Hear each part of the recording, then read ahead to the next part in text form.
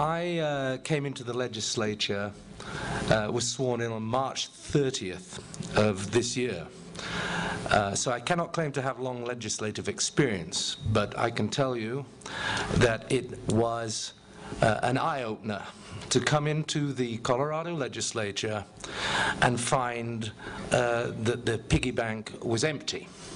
And that the first thing I was told was, Daniel, this was by the Speaker, I'll let you introduce 2 bills, because you're coming in late, if you want to. You don't have to. But if either of your 2 bills has a fiscal note, meaning in legalistic lingo, if it costs the state a dime, don't even think about introducing it.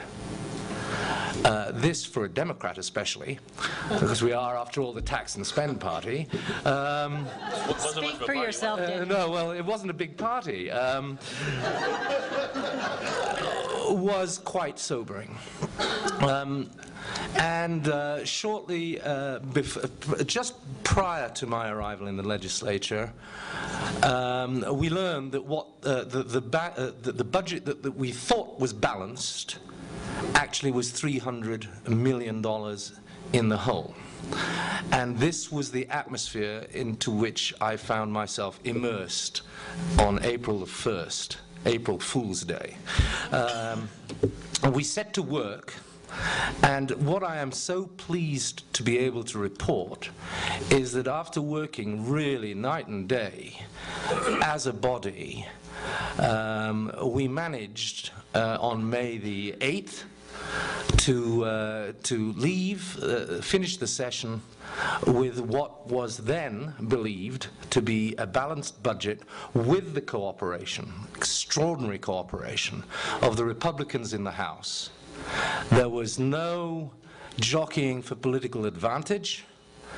It was done completely harmoniously, and Frank and his colleagues, who I feared as a new legislature would be our adversaries in getting this budget balanced, were actually our allies in getting the budget balanced. And I felt very proud on the last day of the budget, on the last day of the session, to have been a part of that exercise.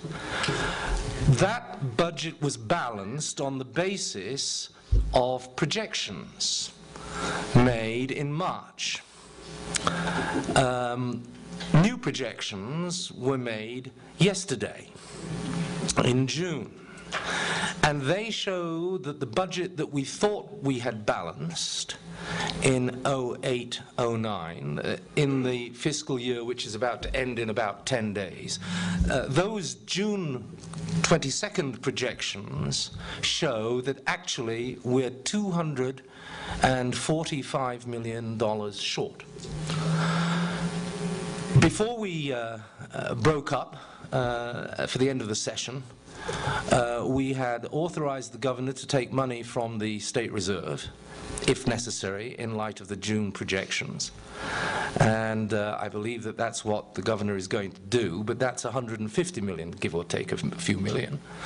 And we also passed what's Senate Bill 279, and that enabled us to take from cash funds. These are dedicated funds, dedicated for specific purposes to be used next year, and we've taken from those cash funds dedicated to be used next year to fill the $250 million hole which was revealed to us yesterday morning in the Joint Budget Committee. So, $250 million that we thought was going to pay for programs and services next year have been shifted and paid to finish up this fiscal year. So next year we have to find $250 million that we didn't think we were going to have to find to keep funding at the same levels of 09-010. We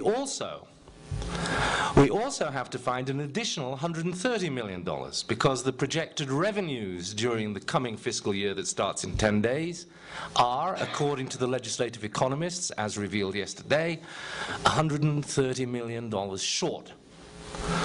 So basically we have a $330 million problem next year.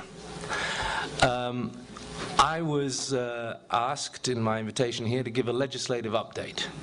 And my update is this. Next year is going to be tighter for cash than this year was. This year, we solved the problems by borrowing from next year's income. We are going to have it very, very tough. Any program which costs the state money is going to be laughed out of court, not only by the Republicans on very sound fiscal conservative grounds, but by the Democrats on the grounds of impossibility. I see the job of the legislature next session to be a job of distributing pain.